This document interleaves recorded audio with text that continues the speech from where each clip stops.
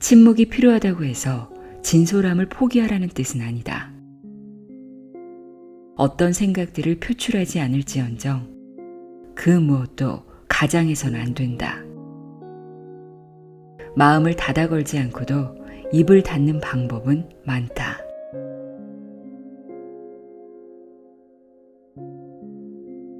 안녕하세요. 나의 소리책 갈피 소리내어 읽다입니다. 여러분은 침묵에 대해 어떻게 생각하시나요?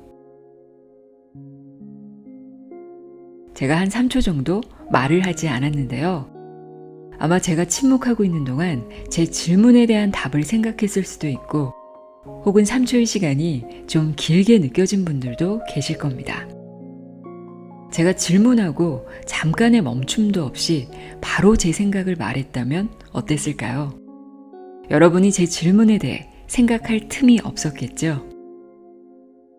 이처럼 침묵이 듣는 이로 하여금 생각할 여유를 주는 배려가 될 수 있습니다. 오늘은 이 말이 멈춘 침묵에 대해 이야기해 보려고 합니다. 제가 유튜브 채널을 운영하면서부터 이 침묵에 대해 여러 각도로 생각하게 됐어요. 전에는 침묵이라는 것이 단순히 말이 끊어진 소리가 없는 상태로만 여겼는데요.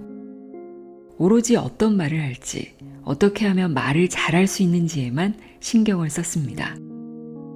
채널을 운영한 지 1년이 넘어가면서부터 어떻게 해야 내가 전하고 싶은 메시지를 잘 전달할지에 대해 고민하기 시작했고, 그 답 중에 하나가 말과 말 사이의 간격임을 알게 됐습니다. 말이 멈춘 포즈의 유무에 따라 전달력 면에서 확연하게 차이가 있더라고요. 다시 말해, 침묵은 말하는 이에게는 메시지를 효과적으로 전달하는 기술이 될 수 있고, 듣는 이에게는 배려라는 걸 깨닫게 됐습니다. 또 다른 면에서의 침묵에 대해서도 생각해 봤는데요. 바로 대화할 때입니다. 대화할 때 침묵은 귀 기울여 듣는 경청이 될 수 있습니다. 누군가를 만나거나 전화통화를 하고 늘 후회하는 것 중에 하나가 그때 그 말은 좀 하지 말걸 입니다. 가끔은 말을 안 해서 후회할 때도 있지만 대부분은 하지 않아도 될 말을 하고 후회할 때가 더 많습니다. 나이 들면서 말이 좀 많아지는 것 같기는 해요. 왜 그렇게 하고 싶은 말이 많을까요? 우리가 입은 하나이고 귀는 2개인 이유가 있겠죠. 듣기보다 말하기에 집중해 있는 건 아닌지 돌아보게 되는 요즘입니다. 이렇게 침묵의 가치에 대해 생각하다 보니까 침묵을 주제로 하는 책들을 찾아 읽어봤는데요. 오늘은 그 중에 한 권인 침묵의 기술을 읽어드리려고 합니다. 프랑스인인 조제프 앙투안 투생 디누아르가 250여 년 전에 쓴 침묵론의 고전이라 할 수 있습니다. 말과 글이 넘쳐나는 세상을 살고 있는 우리에게 많은 생각을 하게 만드는 책입니다. 침묵이 왜 필요한지, 또 침묵에도 다양한 종류가 있다는 걸 알 수 있습니다. 침묵이 반드시 좋은 것만이 아닌 교활하고 아둔한 침묵도 있다고 이야기하고 있습니다. 이 책은 말과 침묵, 글과 침묵 이렇게 두 파트로 구성되어 있는데요. 제가 읽어드릴 내용은 말과 침묵 중에서 침묵은 하나의 능력이다. 침묵의 14가지 필수 원칙입니다.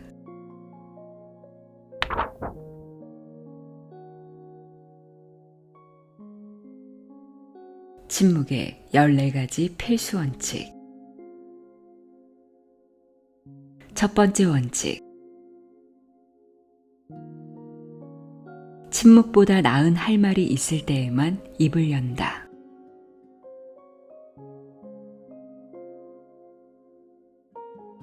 두 번째 원칙. 말을 해야 할 때가 따로 있듯이 입을 다물어야 할 때가 따로 있다.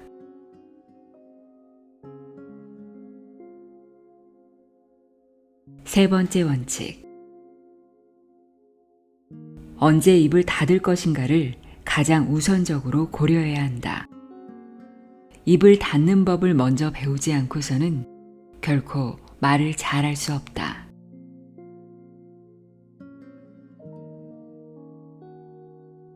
네 번째 원칙. 말을 해야 할 때 입을 닫는 것은 나약하거나 생각이 모자라기 때문이고, 입을 닫아야 할 때 말을 하는 것은 경솔하고도 무례하기 때문이다.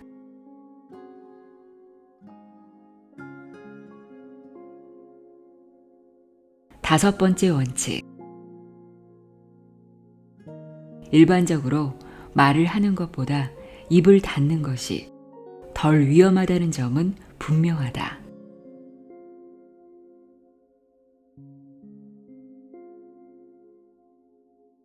여섯 번째 원칙. 사람은 침묵 속에 거함으로써 스스로를 가장 효과적으로 관리할 수 있다.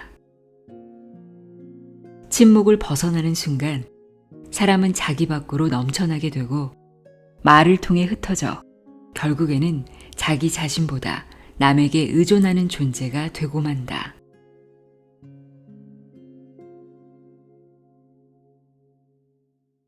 일곱 번째 원칙. 중요하게 할 말이 있을수록 각별히 조심해야 한다.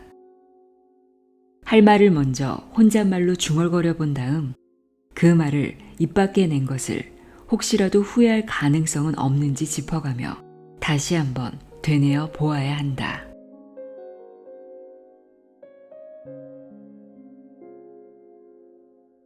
여덟 번째 원칙. 지켜야 할 비밀이 있을 때에는 아무리 입을 닫고 있어도 지나치지 않다. 그러할 때 침묵은 넘칠수록 좋다.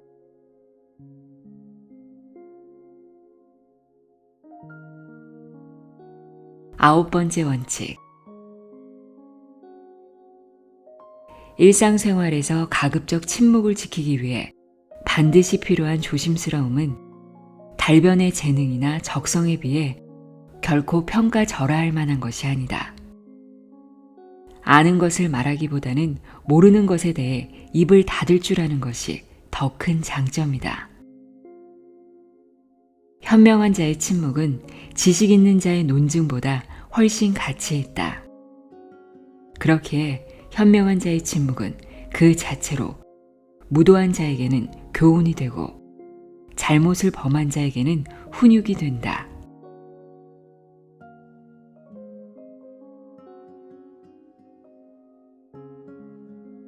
열 번째 원칙. 침묵은 이따금 편협한 사람에게는 지혜를, 무지한 사람에게는 능력을 대신하기도 한다.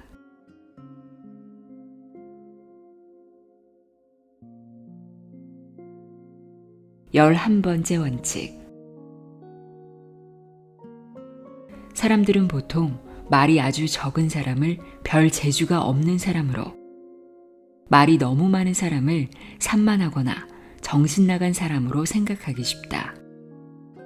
따라서 말이 많이 하고픈 욕구에 휘둘려 정신 나간 사람으로 취급받느니 침묵 속에 머물러 별 재주 없는 사람으로 보이는 편이 낫다.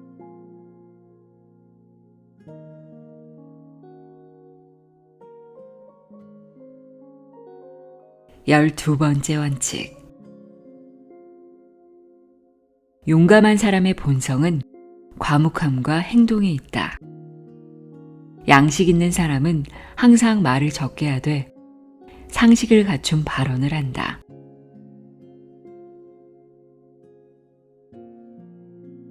열세 번째 원칙. 아무리 침묵하는 성향의 소유자라 해도 자기 자신을 늘 경계해야 한다. 만약에 무언가를 말하고픈 욕구에 걷잡을 수 없이 시달리고 있다면 그것만으로도 결코 입을 열지 말아야겠다고 결심할 만한 충분한 이유가 된다.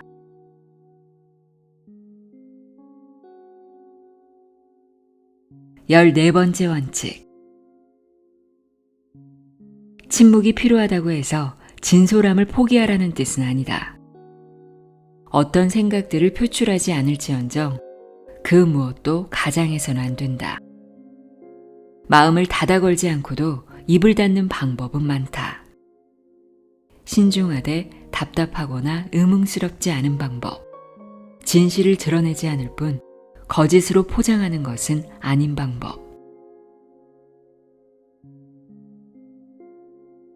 나의 소리책갈피 소리내어 읽다였습니다.